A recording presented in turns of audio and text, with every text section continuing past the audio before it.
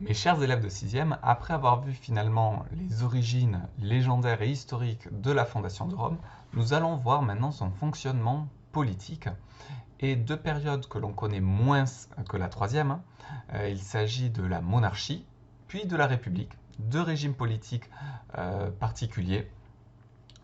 Et généralement, ce dont on entend nous le plus parler, c'est de ce fameux Empire romain, qui est le troisième régime politique, que l'on étudiera dans un autre chapitre. Alors là, on va voir aujourd'hui, finalement, comment se met en place la République et qui exerce le pouvoir dans la République. Alors, vous avez peut-être vu ces quatre lettres, SPQR.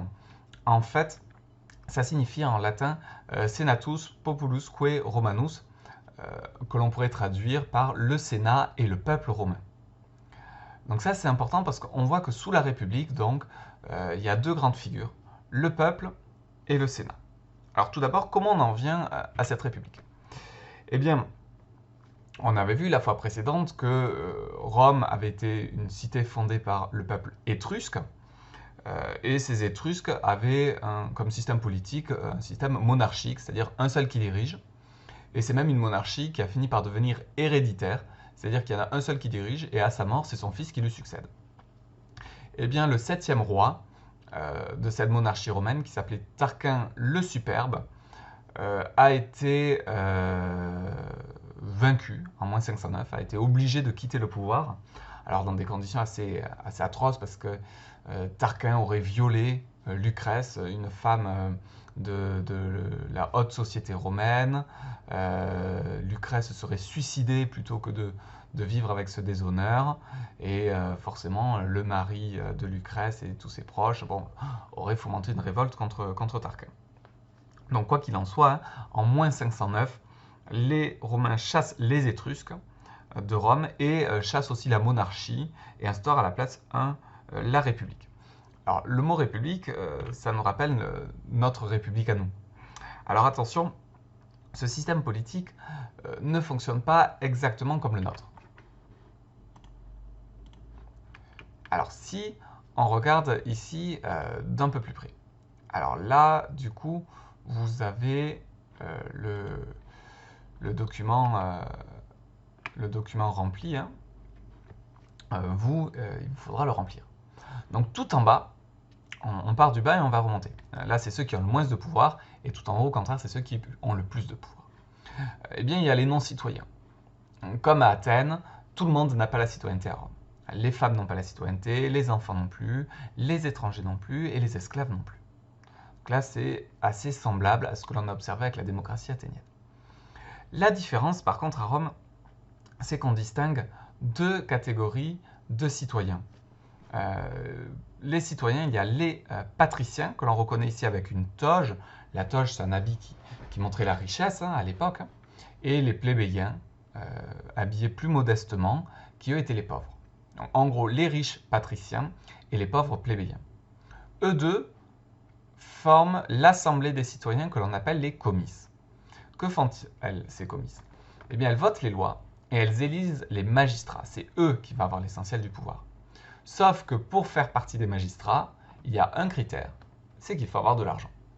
Donc seuls les patriciens, finalement, font partie des magistrats de cette carrière des honneurs, et la plèbe a une petite influence ici avec les tribuns de la plèbe qui peuvent s'opposer aux décisions des magistrats, donc ce qu'on appellerait un droit de veto, un droit de s'opposer, mais ce n'est pas eux qui ont véritablement le pouvoir.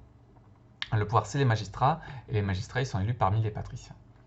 Et là, finalement, il y a ce qu'on appelle cette carrière des honneurs, vous voyez la flèche, qui fait que ça va toujours dans le même ordre. D'abord, vous êtes élu questeur, vous occupez des finances. Ensuite, une fois que vous avez été questeur, vous pouvez être élu édile. Là, vous occupez du ravitaillement. Le ravitaillement, c'est-à-dire en gros faire venir la nourriture. Puis ensuite, vous pouvez être prêteur. Là, vous dirigez la justice. Et enfin, les plus puissants, ce sont les consuls. Ils dirigent l'État et l'armée.